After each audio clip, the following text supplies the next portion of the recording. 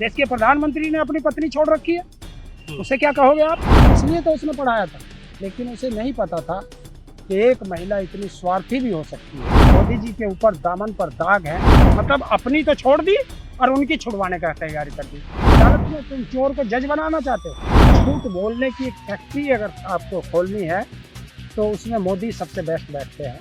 भाइयों बहनों, 2 करोड़ नौकरी तो हर साल मोदी ऐसे ही दे देगा। हमने सोचा हमारा चौकीदार होगा, अब पता चला वो तो अडानी अंबानी का चौकीदार। मेरे घर में या तेरे घर में रोटी खाने को नहीं, और अमेरिका दिखा रहा तू मुझे कागजों में। हमारे में आ गए नहीं, हमारे में तो बस, जब तेरे में नहीं आए तो मेरे में कहाँ से आ जाएंगे? यही योगी जी है जो जिस पर 3 FIR हुई थी संसद में। सरकार महोदय, मैं आपकी बात से सहमत नहीं हूँ।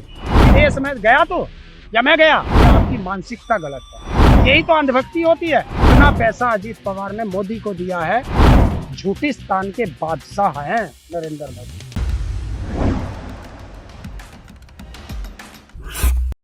उत्तर प्रदेश की एक PCS ज्योति मौर्य इन दिनों चर्चाओं में है।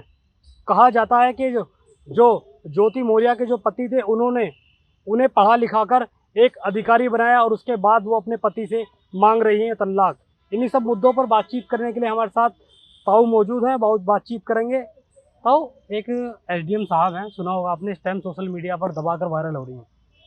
वो अपने पति से तलाक मांग रही है। उनका कहना, जो पति है उनका ये कहना है कि सफाई कर्मचारी वो हैं, उन्होंने पढ़ा लिखा कर उनको SDM बनाया और अब वो तलाक मांग रही है।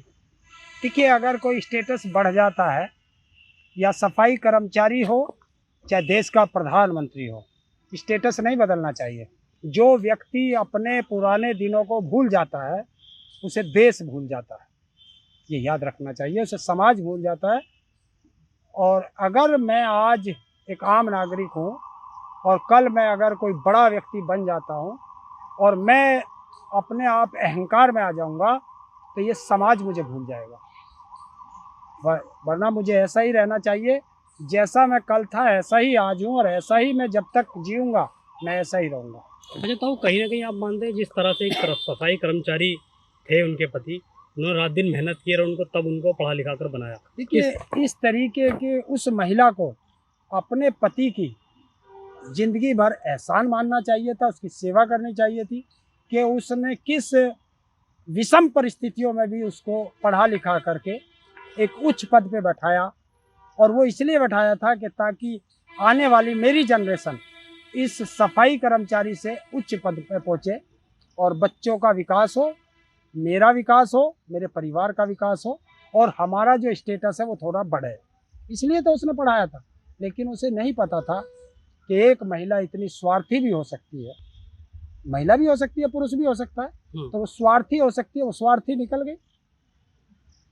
अच्छा, जिस तरह से उनके द्वारा, जो उनके पति हैं, उनके द्वारा वीडियो वायरल की जा रही है कि वो तलाक मांग रही है, एक अधिकारी हैं वो भी, जिनके साथ उनका अफेयर बताया जा रहा है, गाजियाबाद में जो पोस्टेड रहे थे इससे पहले।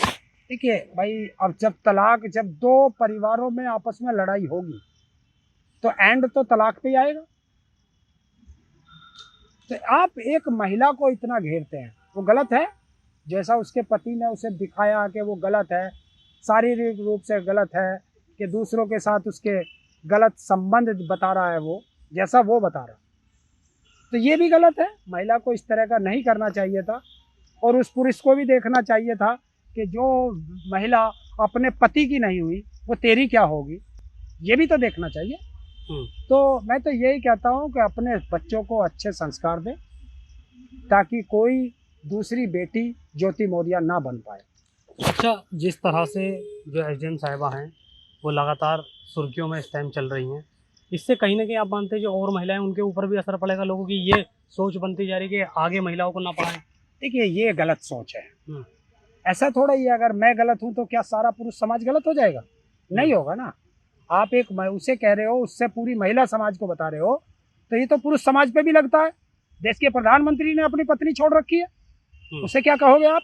प्रधानमंत्री जी ने? हाँ, अच्छा, अपनी पत्नी छोड़ रखी है। और उसने तो यहाँ तक किया कि जब मोदी जी की माता जी एक्सपायर हुई तो अपनी जो पत्नी है उसके घर पे इतनी फोर्स लगा दी कि वो उसके अंतिम दर्शन भी ना करने पाए। तो अब क्या कहोगे पुरुष समाज को, क्या कहोगे आप? अच्छा। देखिए, गलत जो भी होगा वो गलत है, गलत को गलत कहो। उस एक महिला की वजह से अगर आप अपनी पत्नी को पढ़ाना छुड़ाएंगे तो ये आपकी मानसिकता गलत है। हम्म। कोई जरूरी थोड़ा ये आपकी पत्नी गलत है। कैसे सोच लिया आपने? इसका मतलब आपने जब शादी के फेरे लिए और जो वहाँ कस्में खाई तो वहाँ आपने झूठी कस्में खाई थी। आपको भी इतना विश्वास रखना चाहिए अपनी पत्नी पर, और आपकी पत्नी को भी आप पे इतना ही विश्वास रखना चाहिए जितना आप रखते हैं उतना वो रखे। अगर दोनों एक दूसरे पर विश्वास करेंगे और दोनों एक दूसरे के विश्वास पे कायम रहेंगे तो कोई माई का लाल आपके परिवार को तोड़ नहीं सकता। और अगर आपकी पत्नी ने आपको धोखा दिया या आपने अपनी पत्नी को धोखा दिया तो ये धोखेबाज कहलाओगे, और वो आज एसडीएम के साथ यही हो रहा। अच्छा, कहीं ना कहीं मानते हैं कि प्रधानमंत्री जी जो है हमारे, उनको इंसाफ करना चाहिए उस सफाई कर्मचारी के साथ। देखिए, तुम चोर से कहते हो कि तू चोरी छोड़ दे, कैसे छोड़ देगा? या प्रधानमंत्री जी चोरी कर रहे हैं। चोर से कहते हो कि तू न्याय कर दे। चोर अदालत में, तुम चोर को जज बनाना चाहते हो तो चोर कभी जज नहीं बन सकता। अच्छा। जिसके ऊपर दामन पे दाग हो वो दूसरे के दामन के दाग नहीं छुड़ा सकता। मोदी जी के ऊपर दामन पर दाग है पत्नी छोड़ने के, तो वो उस सफाई कर्मचारी को कैसे न्याय दे देंगे? उन्होंने तो देश का विकास करने के लिए ये सब चीजें की ना। सबका साथ सबका विकास कर रहे अच्छा, हो। तुम्हारे पास कैलकुलेटर होगा, आप हिसाब लगाओ। मोदी जी की उम्र कितनी है? 72-73 साल है। 9 साल देश के प्रधानमंत्री रह लिए, जोड़ते रहना। 14-15 साल उत्तर प्रदेश उसके गुजरात के मुख्यमंत्री रह लिए, तो 15 या 9, 14 या 9 जोड़ते रहो। और 35 साल उन्होंने जो है भीख मांगी, जैसा उन्होंने बताया। चाय भी की उन्होंने 35 साल तक भीख मांगी। अच्छा। ठीक, और ये सब जोड़ लो तो उन्होंने कब तो पढ़ाई की। और जहां आप चाय बेचने की बात करते हैं, वडनगर का स्टेशन, आपके पास मोबाइल है, गूगल कर लेना वडनगर का स्टेशन कब बना था। जब मोदी की उम्र 27 साल थी तब वडनगर का वो बना था। तो बचपन में उन्होंने चाय कहाँ बेची? हिंदुस्तान में एक व्यक्ति ऐसा नहीं है जिसने मोदी के हाथ की चाय पी हो। एक व्यक्ति ऐसा नहीं है जो मोदी का क्लास फेलो रहा हो, जिसने उसके साथ पढ़ाई की हो। हिंदुस्तान का कोई टीचर आज तक सामने नहीं आया कि मैंने इसे पढ़ाया हो। तो झूठ बोलने की एक फैक्ट्री अगर आपको खोलनी है तो उसमें मोदी सबसे बेस्ट बैठते हैं। झूठिस्तान के बादशाह हैं नरेंद्र मोदी। लेकिन विकास तो और जो कहेंगे उसका उल्टा कहेंगे। अच्छा। अगर वो कहेंगे कि ये पूरब है तो समझ लेना उस तरफ पश्चिम है। जिधर ये पूरब बताएंगे समझ लेना पश्चिम है। जो कहेंगे उसका उल्टा। और वो मैं बता देता हूँ। लाल किले से खड़ा होकर के कहा था कि मैं शपथ लेता हूँ, मैं सौगंध लेता हूँ, किसान की आय दुगनी कर दूंगा 2022 में। तो वो तो नहीं हुई। किसान की लागत दुगनी हो गई। शपथ लेता हूँ, सौगंध लेता हूँ कि हर परिवार के सर पर पक्की छत होगी 2022 में। नहीं हो पाई। अभी ताजा उदाहरण ले लो, पुराने छोड़ दो। अभी 27 तारीख को भोपाल के अंदर छाती में हाथ मार के कहा था कि गारंटी है मोदी की, ये मोदी गारंटी देता है कि हर भ्रष्टाचारियों को जेल भेजूंगा। कहा था, आपने सुना होगा, आप तो पत्रकार हैं। हर पार्टी का नाम और पार्टी के पदाधिकारी का नाम लेके कहा था। सबसे पहले एनसीपी का लिया था और 70,000 करोड़ के घोटाले का उन पे आरोप लगाया था। और 4 दिन बाद उसी एनसीपी के अजीत पवार को गुजरात के, उसके महाराष्ट्र के डिप्टी सीएम की शपथ दिलाई गई बीजेपी में। उन्होंने तो विकास के लिए कराई होगी ना। है विकास के लिए। भ्रष्टाचारी विकास के आते हैं।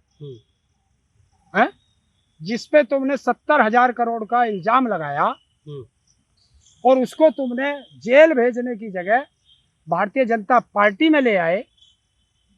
तो आज मोदी बता सकता है कि 70,000 करोड़ रुपए में से कितना पैसा अजीत पवार ने मोदी को दिया है बीजेपी ज्वाइन करने के लिए, बता दो। इसीलिए मैंने भारतीय जनता पार्टी का नाम रखा है भारतीय जेल पार्टी। अच्छा, नया नाम अपना भारतीय जेल पार्टी।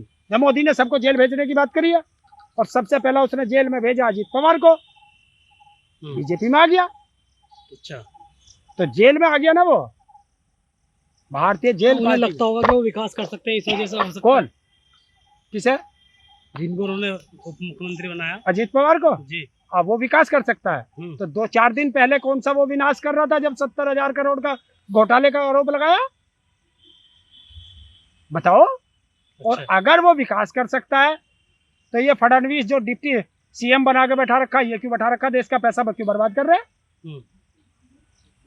लेकिन कहीं ना कहीं जो प्रधानमंत्री हैं वो 24 घंटे काम कर कर विकास तो कर ही रहे हैं। विदेशों में आज देखो हमारा भाई, पत्रकार महोदय, मैं आपकी बात से सहमत नहीं हूँ, अच्छा, क्योंकि 24 घंटे सिर्फ राक्षस जाग सकता है, इंसान कभी नहीं जाग सकता। 24 घंटे कैसे काम कर देगा?